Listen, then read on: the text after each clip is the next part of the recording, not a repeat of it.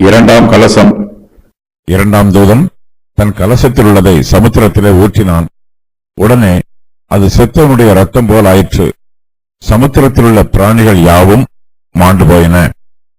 இரண்டாம் தூதன் தன் கலசத்தில் உள்ளதை சமுத்திரத்திலே ஊற்றுகிறான்.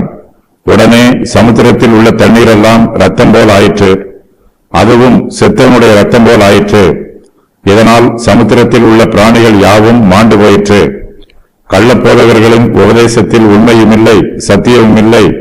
அது மாய்மாலத்தினால் நிரம்பி இருக்கிறது. அது மாத்திரமல்ல, கள்ளப்போதகர்களின் உபதேசம் செத்த உபதேசம். செத்த உபதேசத்தில் உயிர் இருக்காது. ஜனங்களுக்கு இது தெரியாமல் செத்த உபதேசத்தை இதுவரையிலும் பின்பற்றிக் கொண்டிருந்தார்கள். அவர்களுக்கு கள்ளப்போதகர்களின் உபதேசம் செத்துப்போன உபதேசம் என்பதை தெளிவுபடுத்துவதற்காக சமுத்திரத்தின் மேல் இரண்டாம் தூதன் தன் கலசத்தை ஊற்றின போது சமுத்திரத்தில் உள்ள பிராணிகள் யாவும் செத்துப்போயிற்று.